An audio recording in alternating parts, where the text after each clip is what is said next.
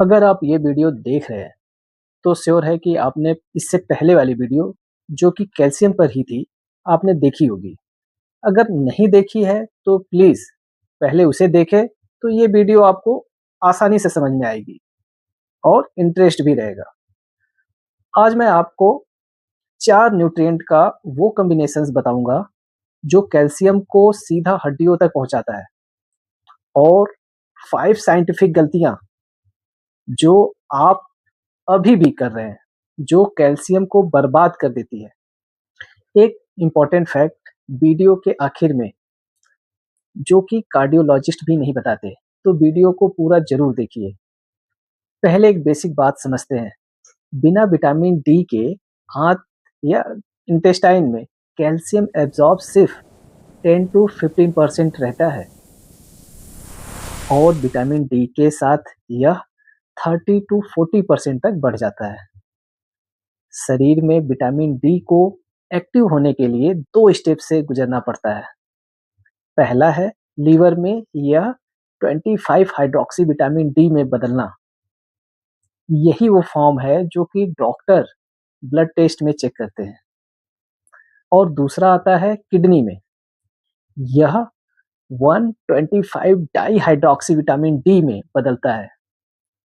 यही active form है vitamin D का जो कैल्शियम को ब्लड तक पहुंचाता है।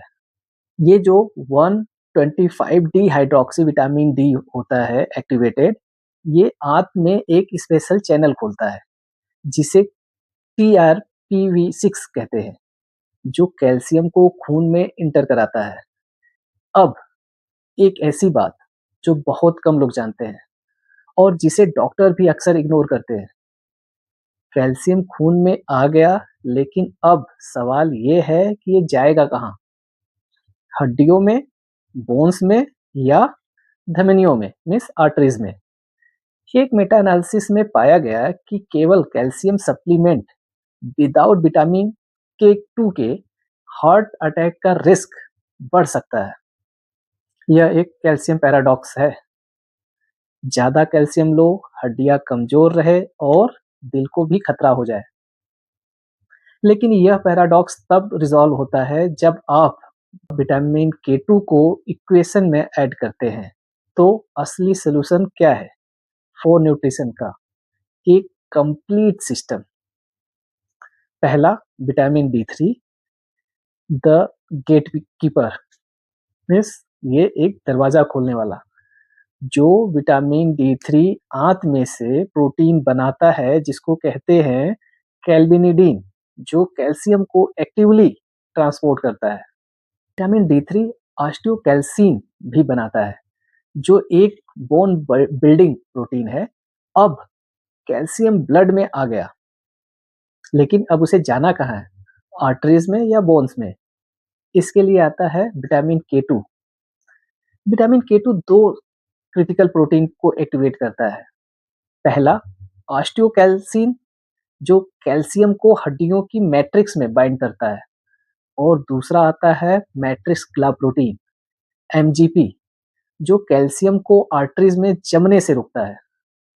यहाँ समझने वाली बात यह है कि K2 के बिना MGP और ऑस्टियोकैल्सिन इनएक्टिव रहते हैं, जिससे कैल्शियम आर्टरीज में जमने लगता है और हार्ट अटैक की प्रोबेबिलिटी बढ़ जाती है, और ये खास तौर पे बुजुर्गों में।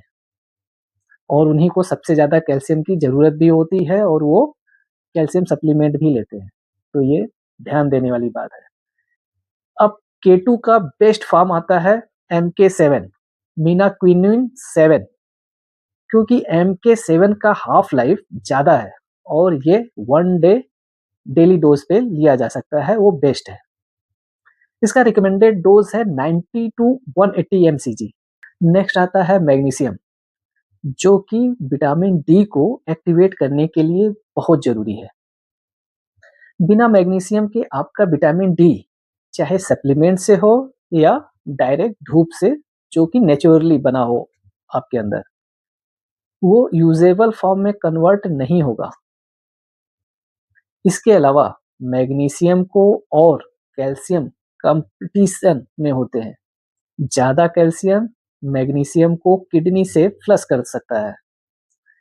तो इसके लिए बैलेंस बहुत ज़रूरी है। तो इसके लिए क्या करें? तो मैग्नीशियम का डोज़ जो है वो 300 टू 400 एमजी लेना चाहिए, वो भी खाने के बाद। अब पूछेंगे कि मैग्नीशियम का कौन-सा फ़ॉर्म लेना चाहिए, जो कि ज़्यादा अच्छा हो? तो मैग्नीशियम ग्लाइसिनेट या मैग्नीशियम साइट्रेट फ़ॉर्म बेस्ट है। नेक्स्ट आता है विटामिन सी। विटामिन सी का भी रोल बहुत इम्पोर्टेंट है यहाँ। कैल्शियम को ज़्यादा सॉल्युबल बना देता है विटामिन सी, जिससे आंत में आसानी से एब्ज़ॉर्ब हो जाता है कैल्शियम। इसके लिए आपको विटामिन सी को नेचुरली लेना चाहिए, ना कि इसका सप्लीमेंट। आंवला, नींबू, संतरा, अमरूद अच्छा सोर्स है और इफ़ेक्टिव भी।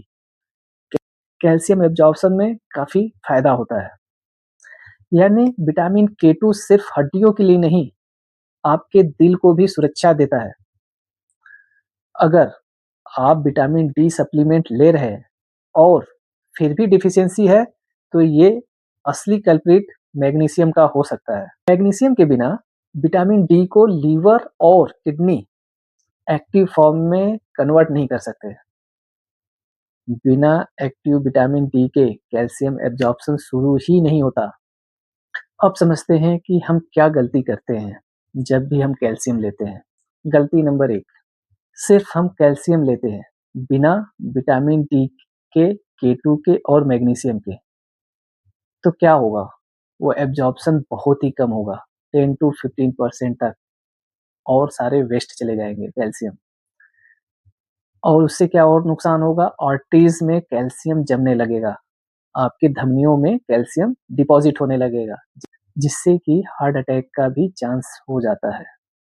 तो सिर्फ कैल्शियम अकेला न लें, उसके साथ विटामिन डी3, के2 और मैग्नीशियम साथ में लें, और कोशिश करें कि विटामिन सी के सोर्स जैसे कि मौसमी, आंवला, नींबू, अमरूद आदि का सेवन करें। उससे एब्जॉर्प्शन फास्ट होगा, सॉल्युबिलिटी ज़्यादा होगी। दूसरी गलती, एक बार में 500 एमजी से ज़्यादा कैल्शियम लेना। आपकी आंत में एक बार में मैक्सिमम 500 एमजी कैल्शियम एब्जॉर्ब कर सकता है। ज़्यादा लोगे बाकी वेस्ट हो जाएगा और आर्टरीज में भी जाएगा, जिससे कि हार्ट अटैक का रिस्क बढ़ जाता है। तो इसके लिए आप उसको 2 टाइम्स लें, एक सुबह, एक दोपहर में।